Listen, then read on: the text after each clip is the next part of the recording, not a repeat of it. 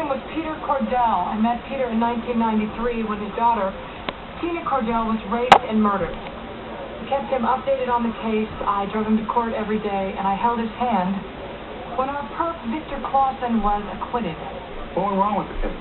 A series of lab mix-ups contaminated the evidence. In your days of DNA, there's nothing you could do about it. What's the background on the Hispanic female? Victim number 2 is Carmela Barrantes. She was raped and beaten 3 years ago by a gangbanger who's now serving 8 to 12 in Sing Sing. I guess we can cross him off our suspect list.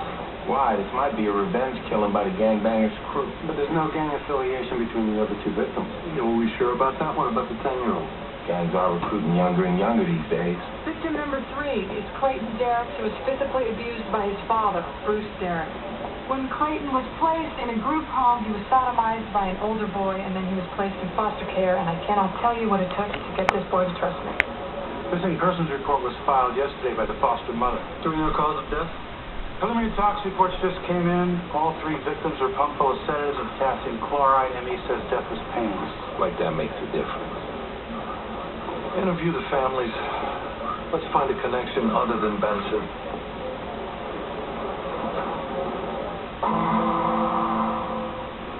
By any chance, did your father know a Carmela Barrantes or a young boy named Clayton Derricks? Dad met a lot of people while he kept Clausen in his sight. But he never mentioned them to me. When Tina died, I didn't think it could get any worse. Watching her kill her in the courtroom. Seeing him smile when they declared him not guilty. Mr. Cordell, the lab made mistakes. That bastard's walking free. He killed my sister. He probably killed my dad. He's just gonna get away with that, too. Have you seen Victor Clausen in the area? Is he threatening you? You know what that murdering scum's doing right now. He's laying carpet in Queens. And his brother-in-law got him the job. He's married. His wife is pregnant. Have you been stalking him? My father used to find one.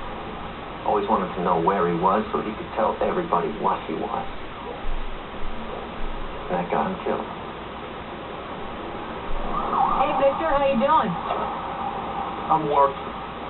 Well, you need to account for your movements for the last couple of days. I don't have to talk to you. The jury found me not guilty, remember? Okay, we'll talk to his wife. I'm sure she'll tell us what we need to know. Why can't you just leave me alone?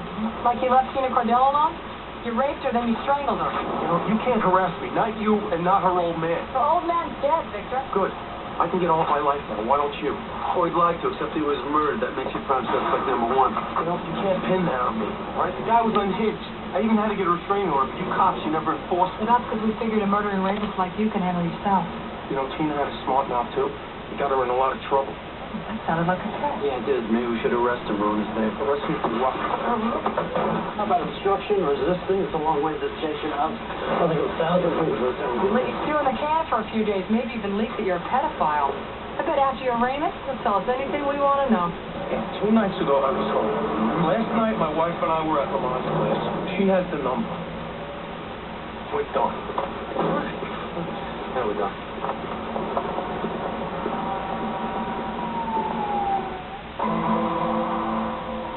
At any given time, I've got 6 kids living here. It's temporary until they can be placed in a home. Clayton was with me 3 months, but he never warmed to me. I guess he didn't want to get attached. You run away a lot? It's not unusual. Clayton was pretty stable, considering the younger kids looked up to him. Did he run home to his father? No, he hasn't seen his dad in a while. Visits were always supervised, usually by Detective Benson. When he did run, we could always find Clayton in the Bronx. That was his old stomping ground. That's where the group home is. He has a close friend who still lives there. I contacted them before I called the police, but the boy said he hadn't seen him. What's his name? Michael Washington. Clayton's foster mother said she called her after his disappearance. I questioned the boy. He assured me he hadn't seen Clayton in a while. You believe him? No. He probably thought his friend was in trouble, so he covered for him. Michael, how you doing? These detectives need to talk to you about Clayton. They would appreciate your honesty. You need me to stay? No. I'll be right outside. What do you want to know? Did you see Clayton yesterday? Yeah, Where'd you meet him? down the block, was all excited. Got some letter saying he won a computer. Knew it was a scam. Nobody gets something for nothing. You know where you went to pick it up? You had to bring the letter with you. Begged me for cab money. Said if you got on the subway, get jacked. How much money did you give him? All I had, $22.15. Where'd Clayton catch the cab? Called him from the McDonald's parking lot. Remember the name of the cab company? Got it from the book. Starling Car Service. Thanks.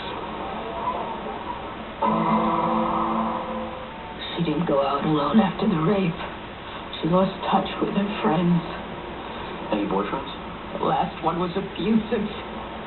Carmela finally got rid of him after going to a counselor. She was getting stronger, going back to school. She even won a computer.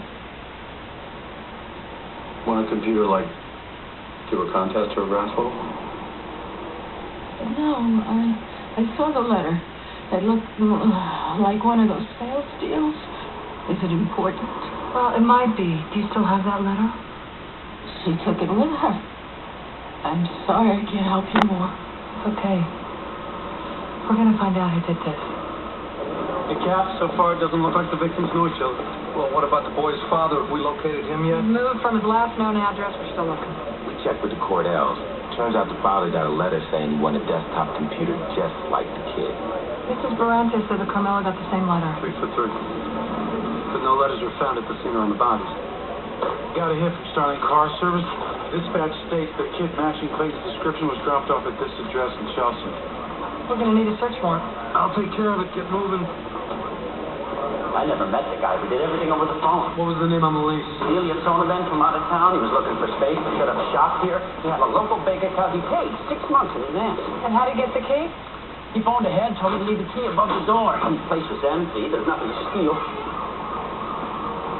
Lieutenant, give you any idea what he did for a living? He designs promotional literature. You know those little brochures you get in the mail? Got a phone number in case of emergency? After you phoned, I tried to reach him, but the number's disconnected. What's this guy done? Congratulations, you're the lucky winner of a new Sonic Box desktop computer. Well, they all had to bring the letters and sit down with our suspect, have a drink. It's laced with, I don't know, Valium, and it's lights out. We got our crime scene. Crime scene? In my building? I am not responsible for what my tenants do in their offices. I mean, how do I know what kind of people are in the station?